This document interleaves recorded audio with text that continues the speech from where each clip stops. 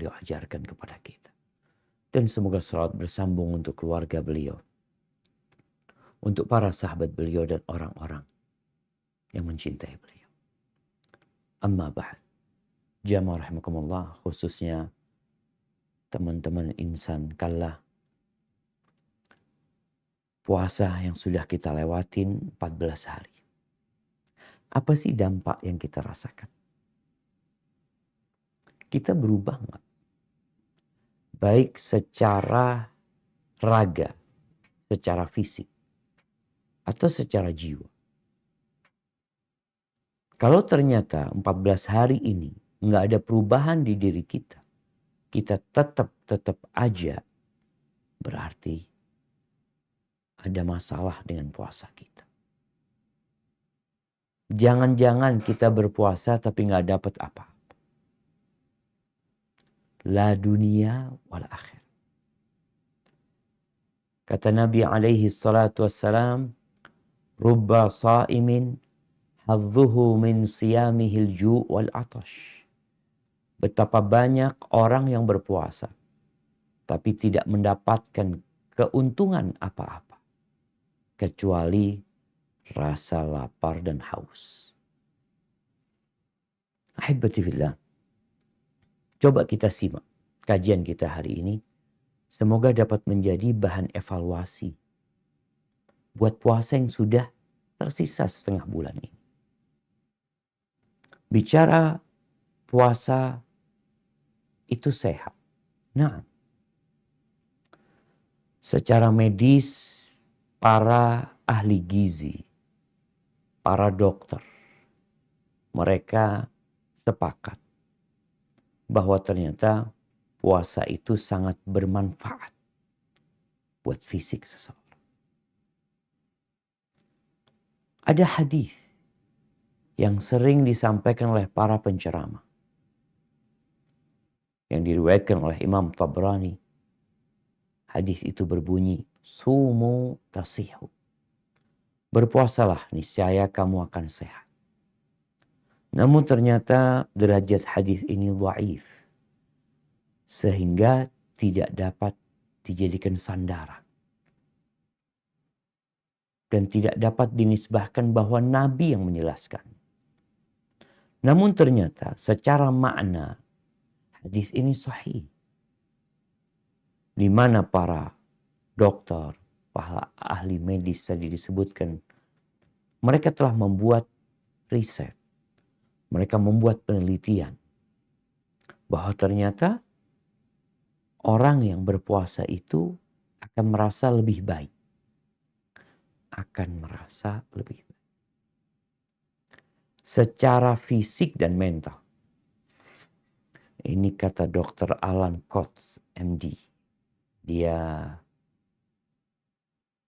menulis buku dengan judul Why Fast. Tapi yang kedua, dia juga mengatakan seorang yang berpuasa akan terlihat dan merasa lebih muda dengan puasa. Jadi sejatinya puasa ini disyariatkan bukan untuk menyusahkan manusia. Hanya kita kadang-kala nggak sadar.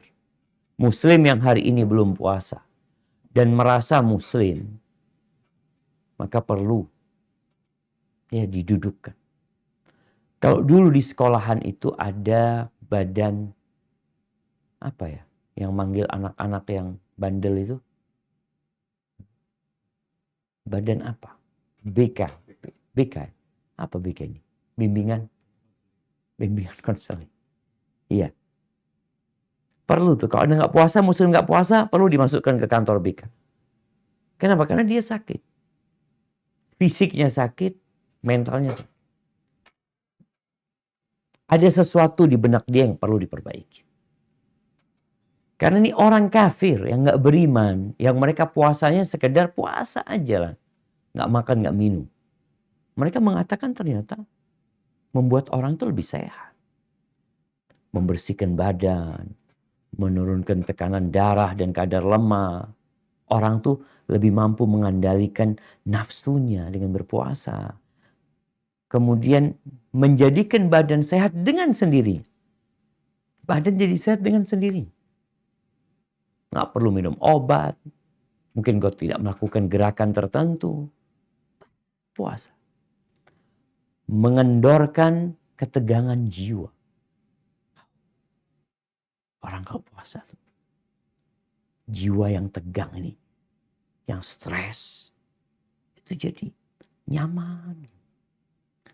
Menajamkan fungsi indrawi. Nggak sibuk mikirin makan. Memperoleh kemampuan mengendalikan diri sendiri. Orang puasa tuh diajarin memang. Mengendalikan diri sendiri. Ada orang yang mengatakan temperamen, pemarah, ini itu puasa. Kemudian memperlambat proses penuaan. Dan masih banyak yang lainnya. Kalau kita mau, nantilah bisa di-searching ya. Sekarang alhamdulillah, mudah sekali kita mendapatkan informasi.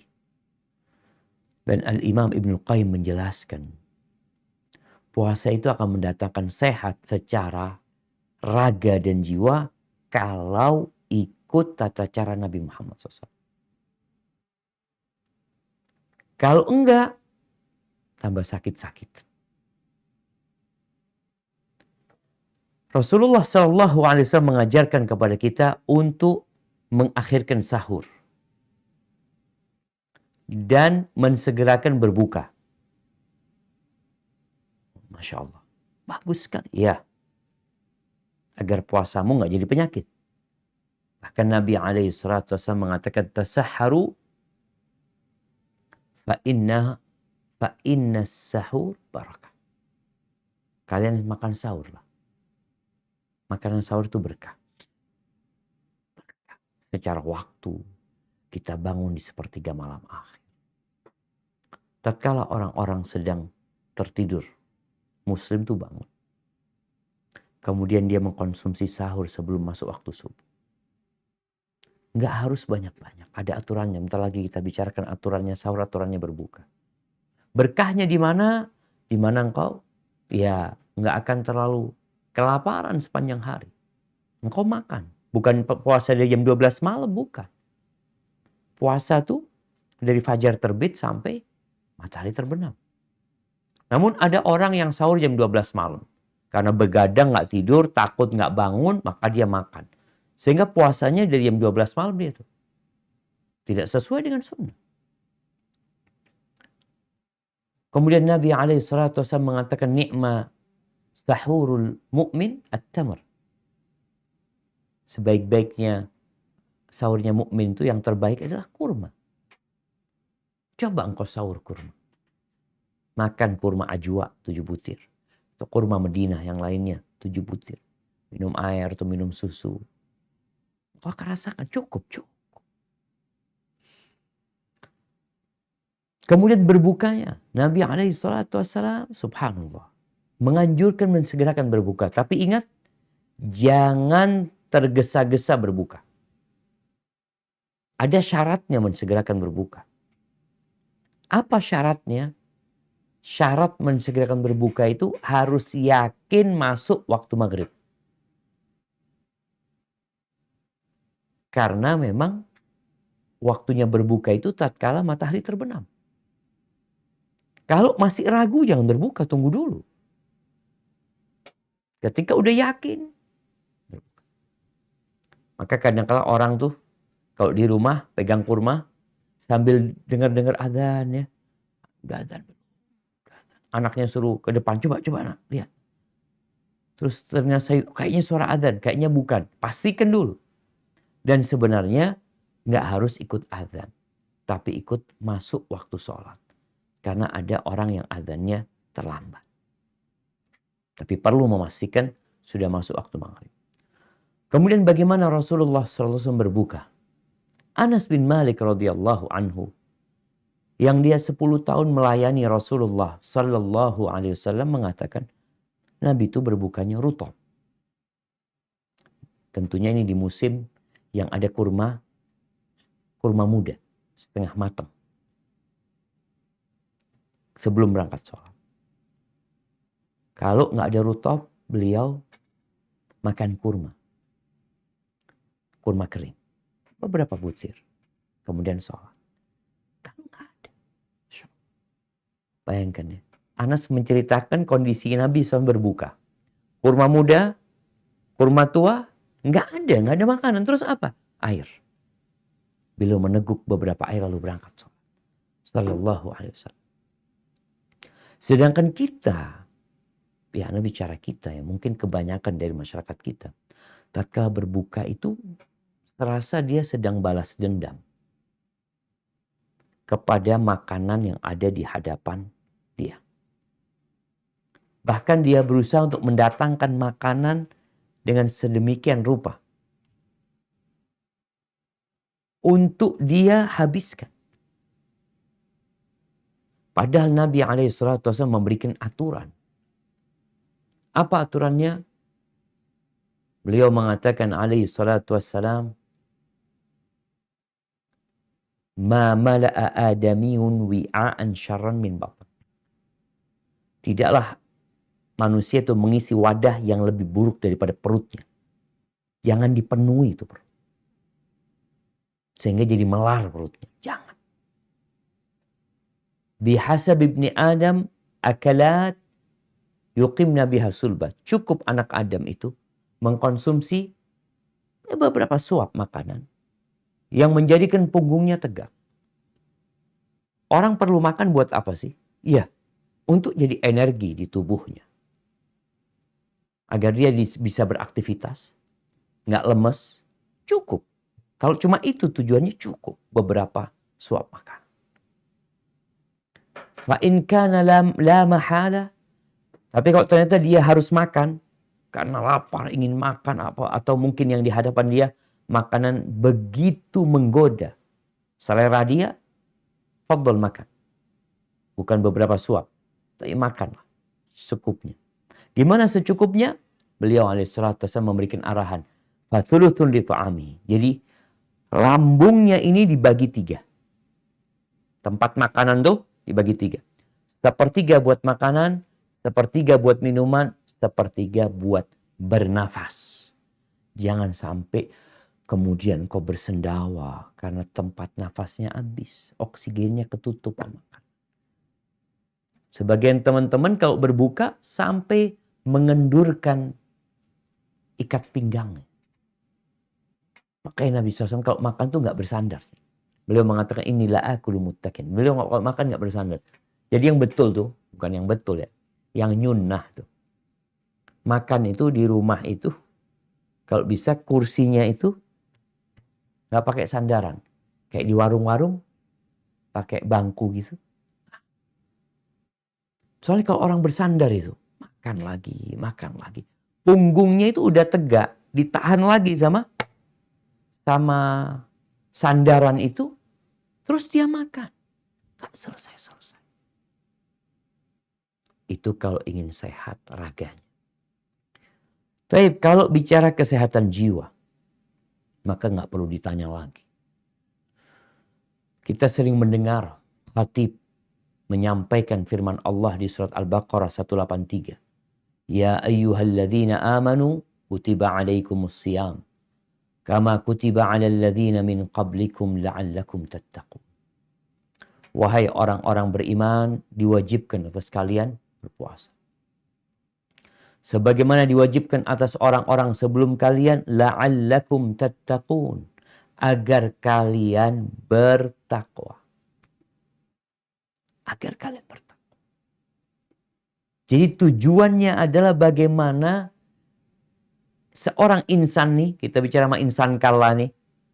Bagaimana seorang insan kala dengan berpuasa di bulan Ramadan, dia jadi insan yang bertakwa. Levelnya naik dari insan biasa jadi insan yang bertakwa kepada Allah. Di mana puasa ini di bulan Ramadan? Mengajarkan kepada manusia untuk tidak diperbudak oleh nafsunya. Kita diperbudak sama manusia nggak mau. Kita menuntut. Anak orang merdeka. Anak nggak mau diperbudak sama antum. Disuruh-suruh ini, dipaksa untuk ini, ditindas lah. Tapi sebagian kita hidup sepanjang tahun itu diperbudak nafsunya sendiri nggak sadar. Di mana dia hidup menuruti, mentaati, mematuhi nafsunya. Bicara nafsu, perut dan yang di bawah perut dia. Sebagian kita itu jadi budaknya uang. Kenapa dia keluar rumah? Kenapa dia masuk rumah? Bas uang yang ada dalam benak dia. Gerakan tangan dia, gerakan kakinya, pikiran dia, hati dia, uang. Ada yang menjadi hambanya merek. Merek ini, merek itu. Ada yang menjadi hambanya mobil atau motor. Namun di bulan Ramadan engkau diajarin untuk menjadi hamba Allah Azza wa Jalla. Bayangin. Antum di bulan Ramadan itu mampu meninggalkan kebutuhan primer kita. Bukan gaya hidup. Kebutuhan hidup. Banyak di antara kita sibuk dengan gaya hidup. Di bulan Ramadan, kalau bicara gaya hidup itu bisa ditinggalin. Jangan sampai kita diperbudak sama handphone. Ada orang setiap handphone baru keluar, dia ganti lagi. Dia ganti. Boleh aja. Yang penting dia nggak ngutang, dia nggak nyuri. Tapi kenapa kok nggak bisa mengontrol yang namanya kemauan? Yang membuat manusia capek itu bukan kebutuhan hidup dia. Bukan. Tapi apa? Kemauan hidup dia. Antum kalau berangkat, kenapa ada mall besar?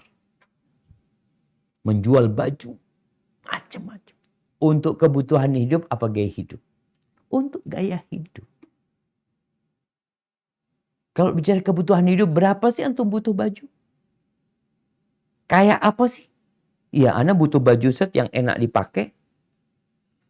Yang kalau dia musim panas itu nggak kepanasan. Kalau musim dingin nggak kedinginan. Oh iya, berarti butuh baju musim panas, butuh baju musim dingin. Nah, kalau bicara yang kita lihat nih, baju ana ada modelnya macam-macam. Ini bukan kebutuhan. Ini gaya. Orang tuh kalau bicara kebutuhan, ya pakai baju lah. Polos kainnya apa, nggak ada masalah. Tapi bicara makanan, sama. Kenapa ada restoran, orang cerita masuk restoran keluar duit 2 juta Ustaz, makan. Apa bedanya restoran yang sekali makan 2 juta dengan restoran yang sekali makan 200 ribu dengan restoran yang sekali makan 20 ribu? Kalau bicara kebutuhan, ya yang 20 ribu itu sudah mencukupi untuk kebutuhan hidup. Ustaz. Artinya orang itu bisa tegak punggung. Nah, di bulan Ramadan kita dididik untuk meninggalkan makan, meninggalkan minum, meninggalkan istri kita, syahwatnya dia tinggalkan. Halal loh, kita bicara semuanya yang halal ditinggalkan.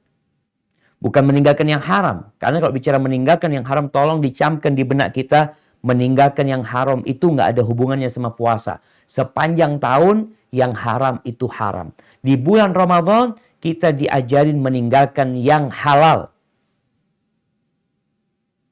Dilatih untuk menjadi insan yang bertakwa agar mudah meninggalkan yang haram. Nggak ada istilah, ya Allah sulit banget Satya meninggalkan yang haram itu. Gimana sulit? Yang halal kau bisa tinggalin. Yang halal kau tinggalin. Maka di sini sebenarnya engkau dididik untuk memiliki kemauan. Masalahnya itu di kemauan jadi. Untuk meninggalkan yang dilarang. Karena buktinya engkau mampu nggak makan, nggak minum. Ahibati fillah. Kesucian jiwa kita. Itu Allah yang memberikan. Dan Allah yang menjadikan bulan Ramadan ini untuk kita. Dari 12 bulan, Allah pilih Ramadan sebagai bulan puasa untuk menyucikan jiwa kita. Setan-setan dibelenggu. pintu surga dibuka, pintu neraka ditutup. Allah sediakan pahala yang besar. Sebenarnya pahala ini Allah akan berikan. Engkau nggak kerja pun Allah akan kasih. Tapi Allah ingin engkau menjadi orang yang baik. Allah itu maha pengasih, maha penyayang. Allah dapat memberi tanpa kita meminta. Tapi Allah ingin kita berusaha untuk mencapai tingkatan takwa. Maka disyariatkan puasa. Allah berfirman di surat An-Nur ayat 21. Apa kata Allah?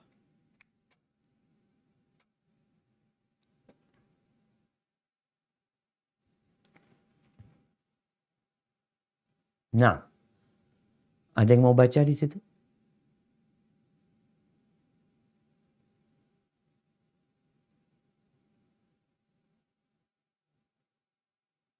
Nah, kalau nggak ada yang bacain. Ada, tafadhal. Saya. A'udzubillahi minasyaitonirrajim. Ya ayyuhallazina amanu la tattabi'u khutuwatis syaitan. Wa may yattabi' khutuwatis syaitani fa innahu ya'muru bil fahsya'i wal munkar. Walaula fadlullahi 'alaikum wa rahmatuhu ma zaka minkum min ahadin abadan walakin Allah yuzakki man yasha'u wallahu sami'un alim. Artinya, hai orang-orang yang beriman, janganlah kamu mengikuti langkah-langkah setan. Barang siapa yang mengikuti langkah-langkah setan, maka sesungguhnya setan itu menyuruh mengerjakan perbuatan yang keji dan yang mungkar. Sekiranya tidaklah karena karunia Allah dan rahmatnya kepada kamu sekalian, niscaya tidak seorang pun dari kamu bersih dari perbuatan-perbuatan keji dan mungkar itu selama-lamanya. Tetapi Allah membersihkan siapa yang dikehendakinya. Dan Allah maha mendengar lagi maha mengetahui. Subhanallah, jemaah. Sebagaimana Allah mengatakan, ya ayyuhalladzina amanu kutiba alaikumusiyam. Di An-Nur ini Allah panggil lagi, ya ayyuhalladzina amanu. Wahai orang-orang yang beriman, jangan ngikutin langkah-langkah syaitan. Syaitannya udah dibelenggu nih. Kita jangan ngikutin. Mampukah kita untuk menahan diri? Mampu. Buktinya yang halal ditinggalkan. Masa yang haram, yang keji, yang mungkar masih dikerjain? Ini yang kadang-kala kita lupa. Bahwasanya tujuan dari disyariatkan yang puasa itu bukan agar engkau lapar dan haus. Tujuannya agar engkau menjadi insan yang bertakwa. Mampu untuk menahan diri dari mengerjakan perkara-perkara yang dilarang dalam agama. Dan termotivasi untuk taat dan patuh kepada Allah. Dan kita lihat di bulan Ramadan ini. Ahibati fillah. Rasulullah SAW mengatakan, Man lam yada' qawla az-zur wal amala bihi falaysa lillahi hajatun fi an yada'a ta'amahu wa syarab. Rawahul Bukhari. Barang siapa yang tatkala berpuasa, dia tidak meninggalkan ucapan dusta atau perbuatan dusta, maka Allah nggak perlu sama puasa dia. Allah nggak perlu dia meninggalkan makan dan minum. Apa gunanya dia meninggalkan yang halal tapi mengerjakan yang haram? Apa gunanya?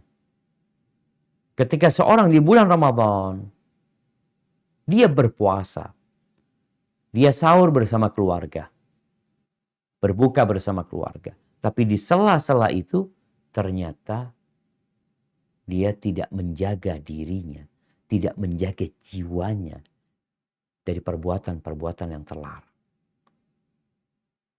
Dia masih berdusta. Telinganya masih mendengarkan yang haram. Matanya masih melihat yang haram. Lisannya masih berbicara yang haram. Oleh karena itu Jabir bin Abdullah radhiyallahu anhu, seorang sahabat, mengatakan, ketika engkau berpuasa, falyasum sam'uka wa basaruka wa lisanuka 'anil kadhib. ketika engkau berpuasa, tolong pendengaranmu ikut puasa. Ditahan. Puasa itu artinya menahan diri. Bukan artinya puasa nggak makan, nggak minum. Menahan. Menahan nafsu kita. Matanya juga ditahan dari jangan melihat yang haram. Maka tatkala kita pegang handphone kita, lalu ada ya tontonan-tontonan yang tidak pantas, jangan dilanjutkan. Bertobatlah kepada Allah Azza wa Jalla. Hibati fillah. Ramadan ini mengajarkan kepada kita untuk menyeimbangkan antara tuntutan rohani dan tuntutan jasmani. Selama 11 bulan kita tuh kadang-kadang ya katanya harus seimbang antara dunia akhirat. Tapi bohong. Realitanya kita tuh lebih mementingkan dunia daripada akhirat.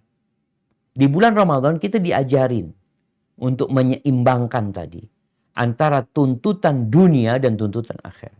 Tubuh kita ini dicipta dari dua unsur.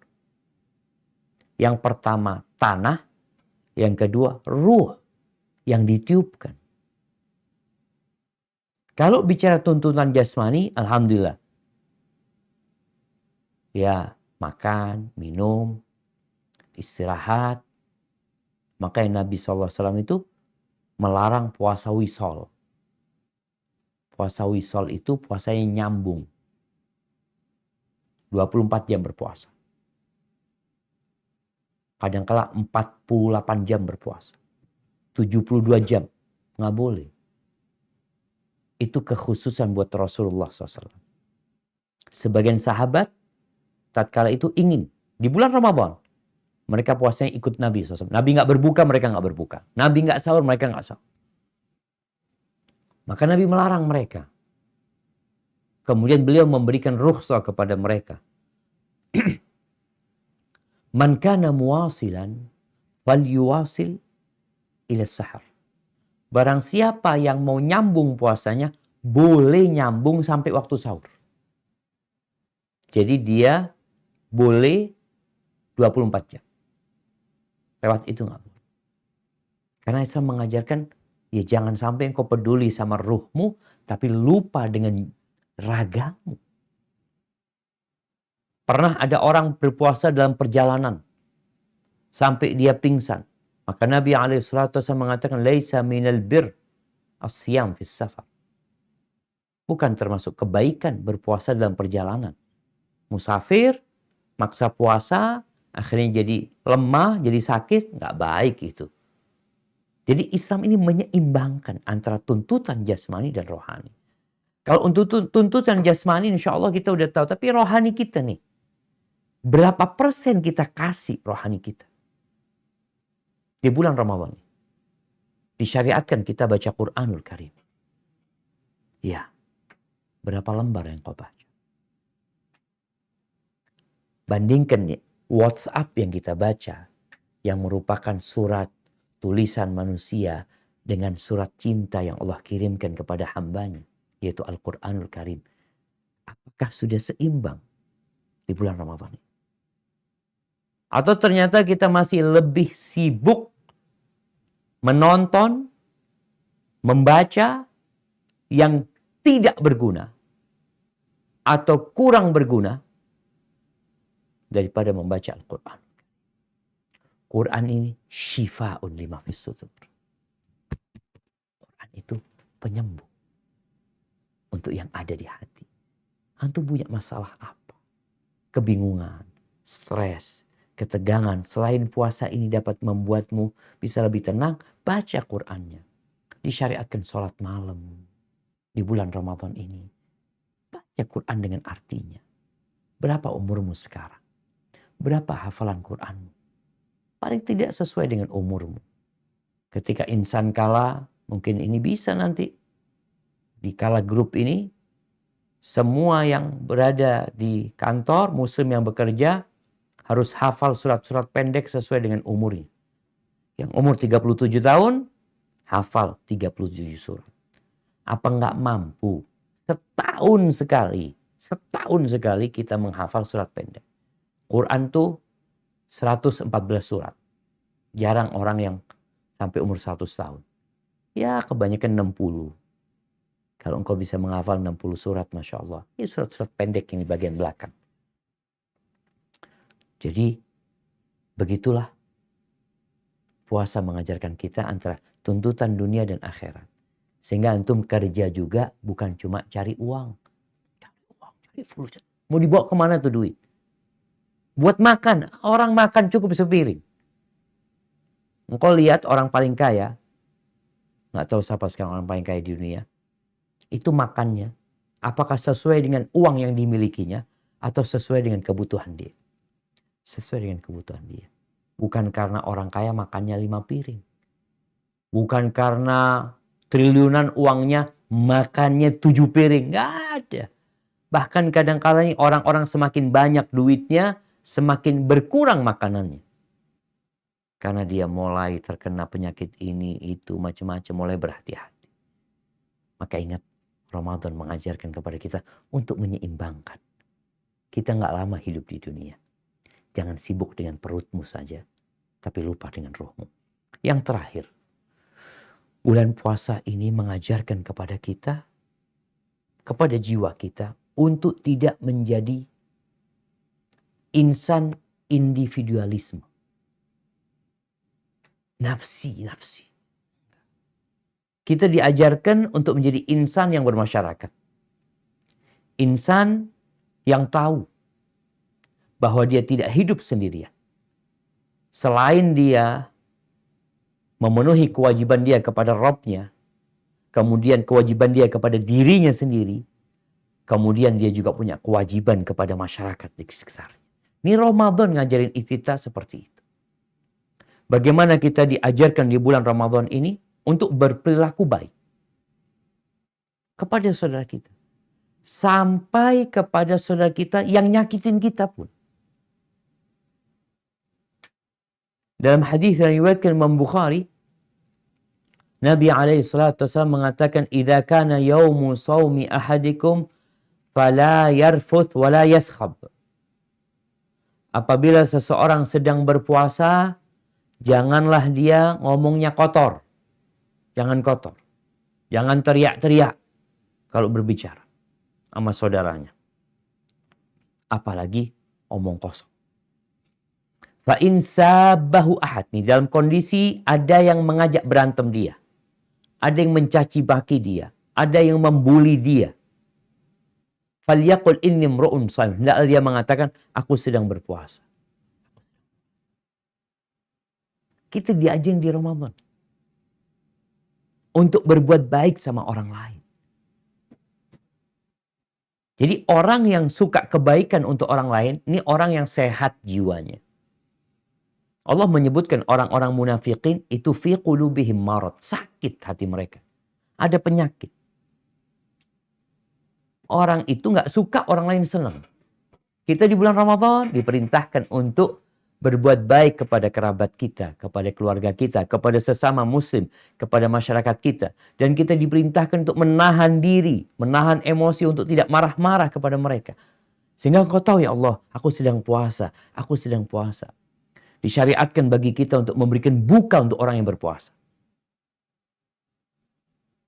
Agar engkau tidak terlalu cinta kepada harta. Mau dibawa kemana tuh harta? Mati nggak dibawa. Dan engkau juga ngelihat kebutuhanmu kepada harta sampai tingkatan mana. Lebihnya bagikan kepada orang. Rasulullah SAW itu di bulan Ramadan sangat dermawan sekali. Begitu cepatnya beliau membagikan apa yang beliau miliki. Dan semua orang dapat yang membutuhkan. Kana ajwadan nas. Beliau juga mengatakan, man fattara sha'iman falahu mithlu ajri. Barang siapa memberi buka orang yang puasa, dia dapat pahala seperti yang puasa. Dianjurkan untuk berbagi. Di akhir Ramadan disyariatkan zakatul fitr. Zakat fitr. Berbagi dengan orang-orang yang membutuhkan. Kemudian jamaah, di 10 hari terakhir nih, puncak untuk kesehatan jiwa dan raga kita. Di mana kita kalau bicara orang yang iktikaf itu cari akhirat doang.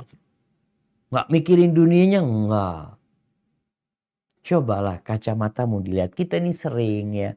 Sering kita pakai kacamata yang berdebu.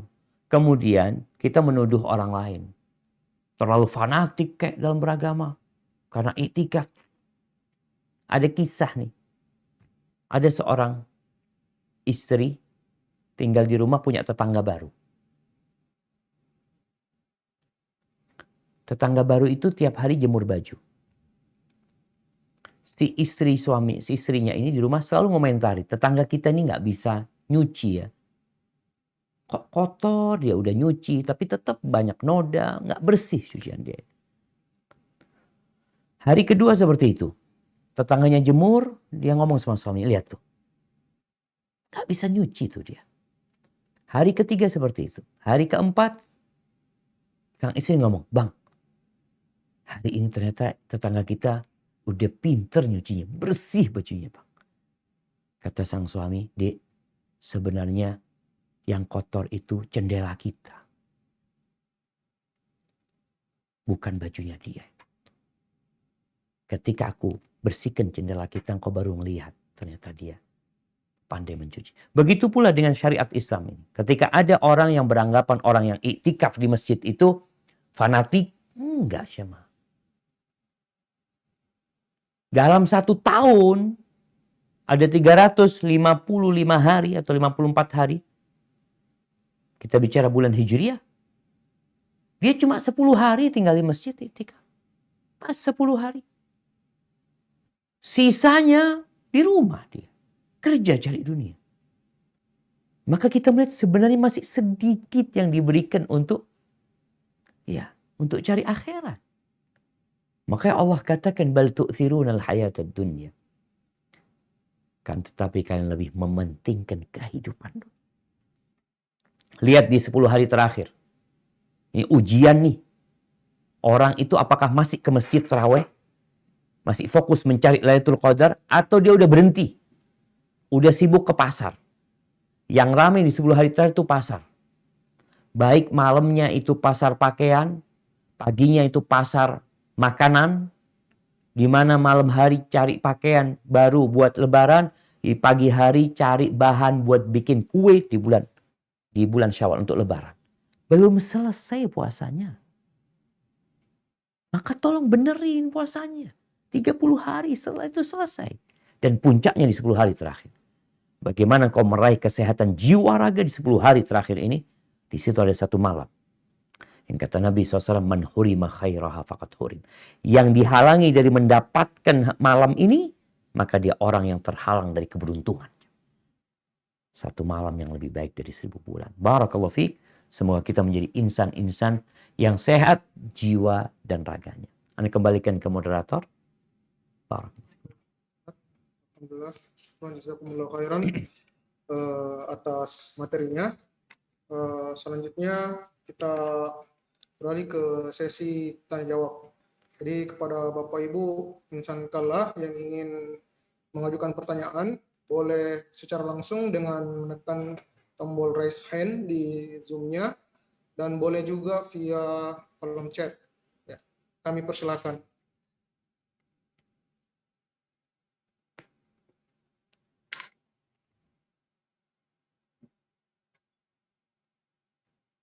Oke, Pak Kurniawan Jaya. Silakan, Pak.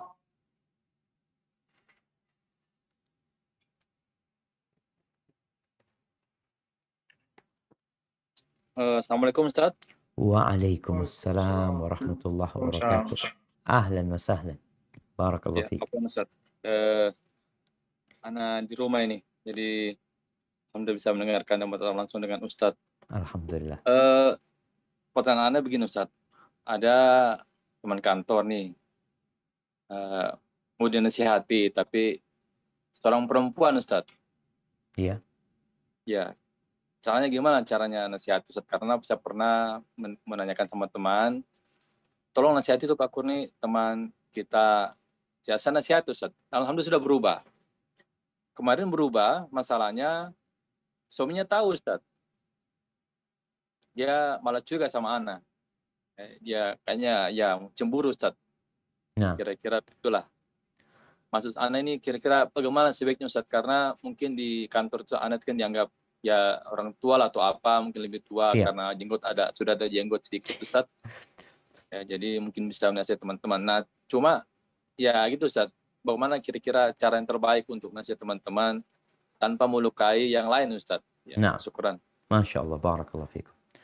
Iya jemaah, jadi memang kita itu sebagai seorang muslim, apalagi di bulan Ramadan, tadi bagaimana kita tumbuh rasa empati, simpati kepada saudara-saudara kita yang lainnya.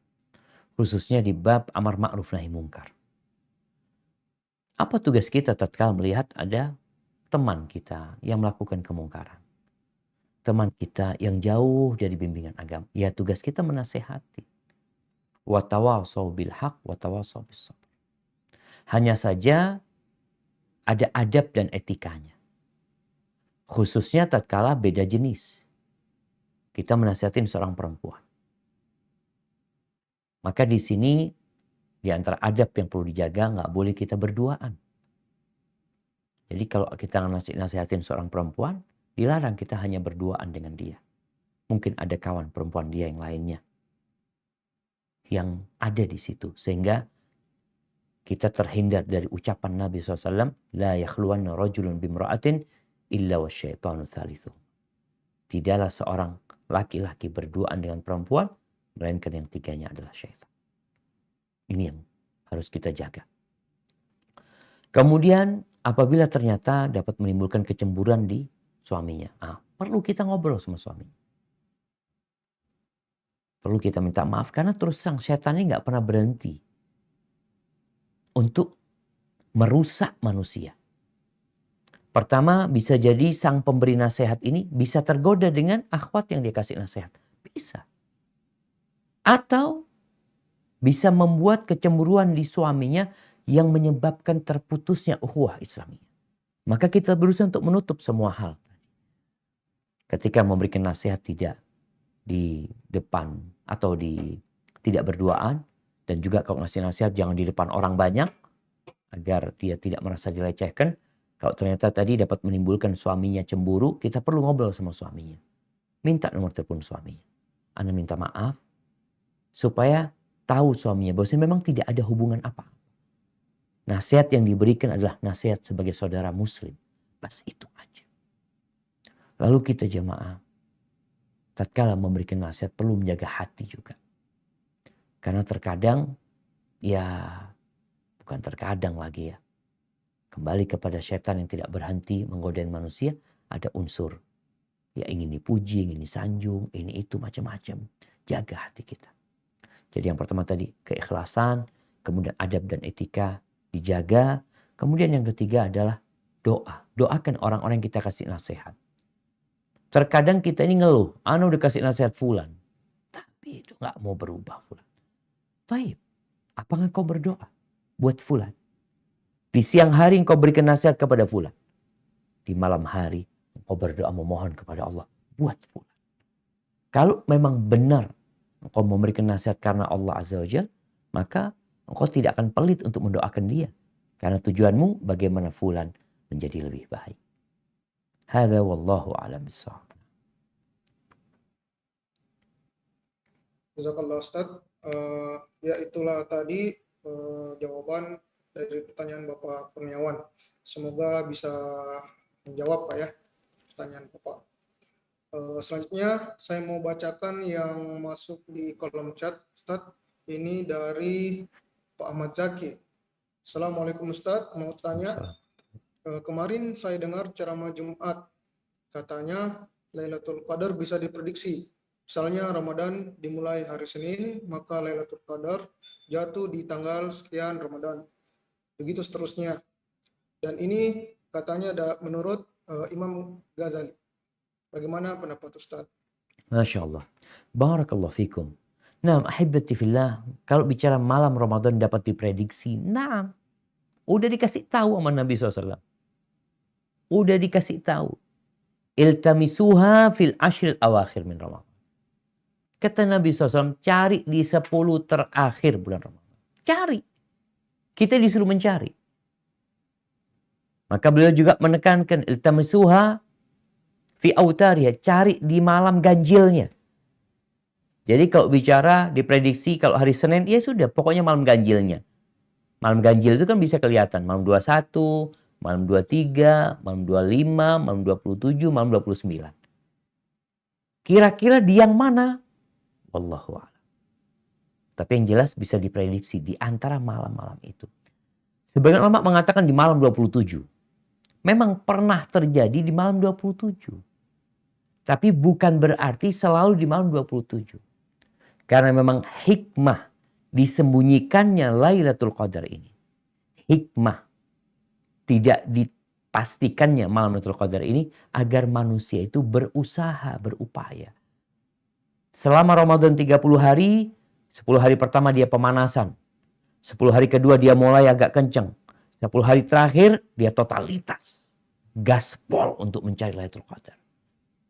Jadi kalau bicara orang yang memprediksi memang ada disebutkan tadi. Ada yang mengatakan malam 27, ada yang malam sekian-sekian. Sejatinya malam itu misteri. Agar kita memang bersungguh-sungguh. Buktinya Nabi Muhammad SAW itu full iktikaf. Untuk mencari Lailatul Qadar. Membangunkan keluarganya. Full 10 hari terakhir Ramadan. Tapi di malam ganjilnya beliau lebih semangat lagi. Artinya karena memang harapan Lailatul Qadar di sana lebih besar. Jadi insya Allah jamaah nggak perlu capek-capek gitu. Maksudnya jangan cari Lailatul Qadar di 10 hari pertama, 10 hari pertengahan ya. Kalau bicara persiapannya mau tidak mau ya persiapan dari pertama. Bahkan ketika Nabi SAW di akhir hayatnya beliau itikafnya 20 hari, bukan 10 hari. Ini menunjukkan bahwasanya bukan hanya mencari Lailatul Qadar, tapi memang bersungguh-sungguh beribadah kepada Allah Azza wa Jalla. Sehingga para ulama mengatakan, yang full 10 hari terakhir, bangun malam, sholat malam, imanan, wahtisaban, sungguh-sungguh insya Allah dia dapat Lailatul Qadar. Walaupun dia nggak merasakan gitu loh. Apa ini malamnya? Tapi insya Allah kalau dia full 10 hari terakhir, dia akan dapat Lailatul Qadar. Hadza wallahu a'lam bissawab. Jazakumullah khair, Ustaz. Ya, jadi itulah tadi jawaban dari pertanyaan Bapak Ahmad Zaki. Semoga bisa menjawab dari pertanyaannya tersebut. Kemudian langsung yang raise hand lagi, ini ada Pak Ilham Syadat. Silakan Pak. Baik, terima kasih. Assalamualaikum warahmatullahi wabarakatuh. Waalaikumsalam warahmatullahi wabarakatuh. Ahlan wa sahlan. Ahlan Ustaz. Ustaz, Ana mau nanya.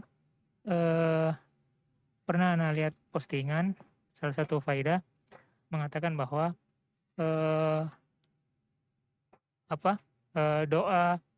doa dari buka puasa Zahabaz Zoma dan Allahumma lakasumtu itu hadisnya lemah. Bagaimana Ustaz pendapatnya Ustaz? Nah, iya jemaah. Berkaitan dengan hadis Allahumma laka sumtu wa ala rizkika aftartu, itu insya Allah diriwayatkan oleh Abu Dawud dan diwaifkan oleh banyak ulama. Berkaitan dengan dhahab al-dhama wa btallatil uruq wa thabata al-ajr insyaallah, ini hadis juga rawahu Abu Dawud dan disahihkan oleh sebagian ulama. Maka kalau bicara disahihkan oleh sebagian ulama, tentunya ada yang berpendapat hadis itu dhaif. Maka di sini yang meyakini hadis itu sahih karena memang Syekh Albani contohnya yang mensahihkan hadis itu, maka dia mengamalkannya. Bagaimana dengan orang yang berpendapat hadis itu dhaif? Maka nggak perlu diamalkan sama dia. Terus doa apa ketika berbuka? Ya kalau doa makan, bismillah. Kita baca bismillah ketika kita berbuka. Tapi ingat jemaah, waktu berbuka itu juga waktu yang mustajab. Sehingga gunakan untuk berdoa memohon kepada Allah Azza wa Jal. Meminta apa? Ya meminta segala kebaikan. Syekh bin Utsaimin rahimahullah mengatakan bahwasanya mau baca Allahumma laka sumtu wa ala rizkika aftartu, boleh-boleh aja dia baca itu, tapi tidak menisbatkan kepada Nabi SAW. Karena memang hadisnya dhaif. Tapi kalau yang dhahab al-dhama, yang berpendapat hadisnya sahih, seperti Syekh Albani rahimahullah ta'ala mensahihkan hadis itu, maka kita amalkan. Hadza wallahu a'lam bissawab. Jazakumullah khair Ustaz atas jawabannya. Itulah tadi jawaban dari Bapak Ilham Sadat. Semoga dapat menjawab pertanyaan Bapak. Selanjutnya satu lagi Ustadz, terakhir yang masuk di kolom chat. Ini dari Bu Suci. Bagaimana syariat pengganti puasa bagi ibu hamil dan ibu menyusui? Nah, jamaah rahimakumullah ya. Jadi masalah ini subhanallah ya. Ini yang menyebabkan agama Islam ini terus dinamis. Kenapa? Karena ada permasalahan yang memang terus dikaji, terus dibahas. Terjadi juga perbedaan pendapat. Contohnya tadi, bagaimana ibu hamil dan ibu menyusui yang tidak mampu berpuasa. Sejatinya ibu hamil dan ibu menyusui ini wajib berpuasa.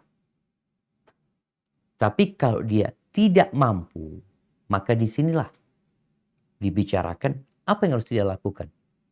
Apakah dia mengganti puasa saja, mengqadha'nya, atau dia mengganti puasa plus membayar fidyah, atau yang ketiga dia membayar fidyah saja tanpa mengganti puasanya. Pendapat jumhur ulama mewajibkan dia mengganti puasanya. Diganti. Karena memang Allah Azza wa Jalla dalam Al-Quran Karim mengatakan faman kana maridhan aw ala safarin. Barang siapa yang sakit atau dalam perjalanan fa'iddatun min ayyamin ukhar, maka dia menggantinya di hari-hari yang lain. Ada kondisi orang yang bayar fidyah. Siapa? Wa 'alal ladzina yutiqunahu fidyatun ta'amu miskin. Bagi orang-orang yang tidak mampu berpuasa, maka bayar fidyah. Jadi kondisi manusia itu ada dua. Satu, yang uzurnya itu selama-lamanya. Nggak mampu dia puasa. Yang satu, uzurnya itu temporary. Yang bisa hilang uzurnya tersebut. Untuk orang yang uzurnya itu nggak akan hilang, ya sudah seperti orang yang tua renta yang udah nggak mampu, ada sakit yang nggak diharapkan sembuh, ya udah dia bayar fidyah. Karena nggak ada harapan dia sembuh. Tapi untuk kondisi yang bisa berubah, orang sakit yang insya Allah dia sembuh, musafir yang insya Allah dia jadi mukim, maka kewajiban dia qadha puasanya. Sekarang wanita hamil dan menyusui masuk yang mana? Apakah masuk dalam kondisi orang yang uzurnya itu nggak akan lepas dari dia? Atau dia yang ada waktunya? Tentunya dia lebih masuk kepada yang sakit atau yang musafir tadi. Kondisi dia berubah. Oke, sekarang hamil, dia nanti nggak hamil. Sekarang menyusuin, oke lah menyusuin mungkin di bulan-bulan pertama berat menyusuin. Tapi kalau anaknya udah 6 bulan, udah dikasih susu botol, kasih tambahan makanan, udah nggak terlalu berat lagi buat sang ibu.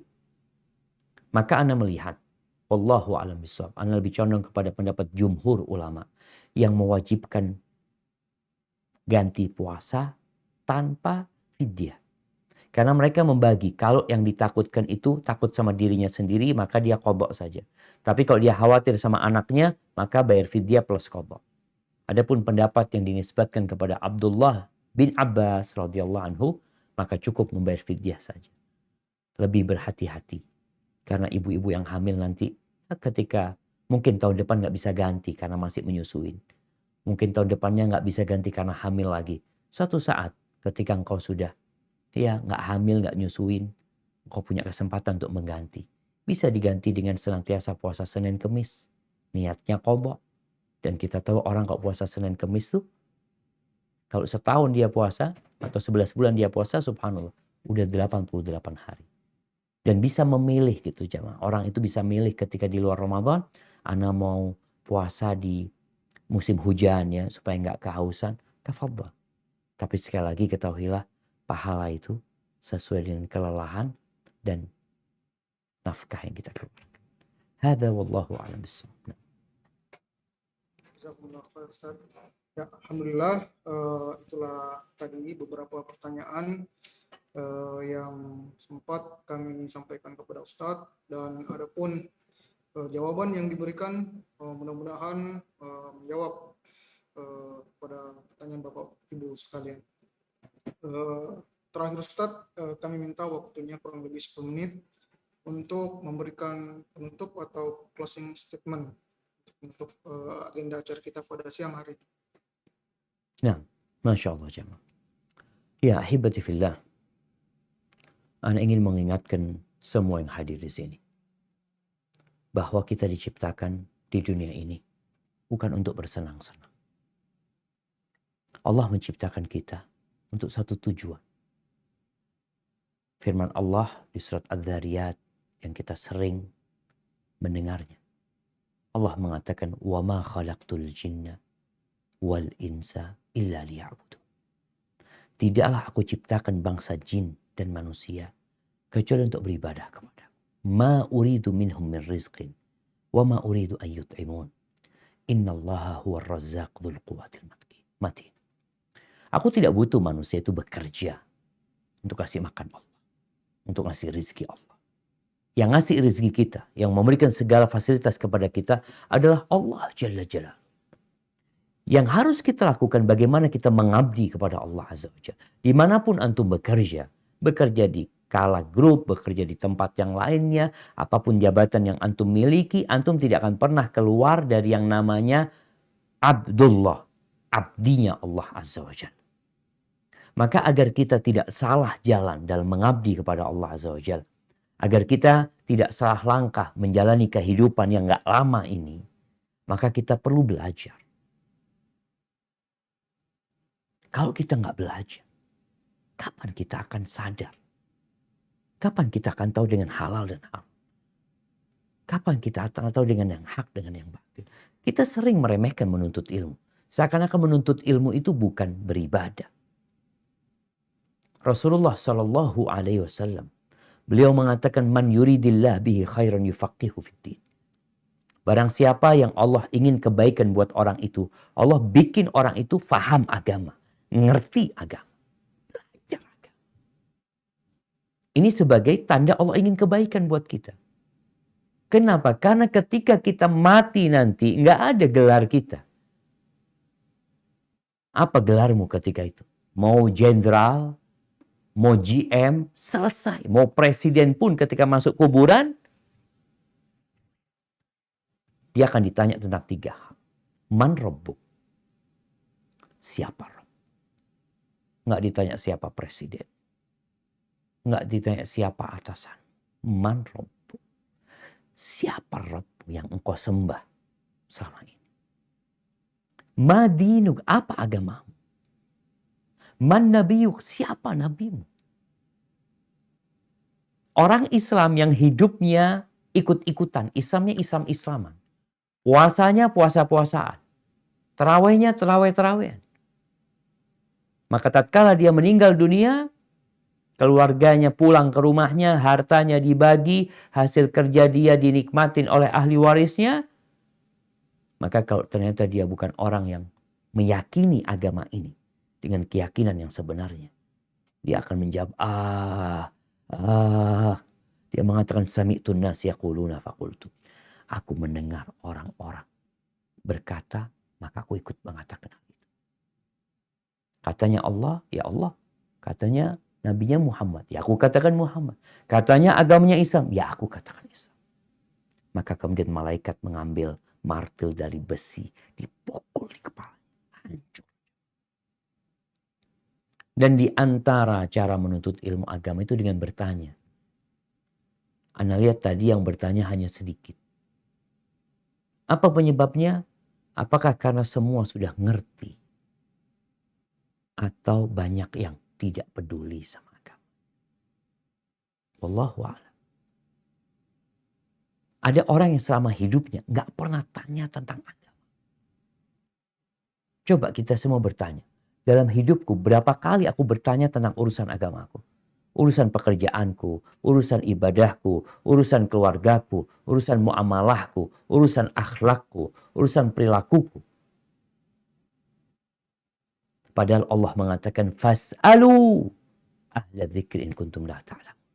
Bertanyalah kepada yang berilmu tatkala kalian tidak mengerti. Apakah kita memang nggak peduli di depan kita ada Lailatul Qadar? Apa yang perlu kita persiapkan? Atau sebagian memang ya lemah keimanan. Maka ahibati fillah, manfaatkan Ramadan ini untuk lebih bertakwa kepada Allah, baca Qur'annya, baca artinya, dan jangan lupa untuk mengkoreksi hati kita. Bersihkan dari dosa-dosa ini. Karena Allah hanya menerima dari orang-orang yang bertakwa. Hadza wallahu alam bisawab, itu yang bisa Anda sampaikan. Kurang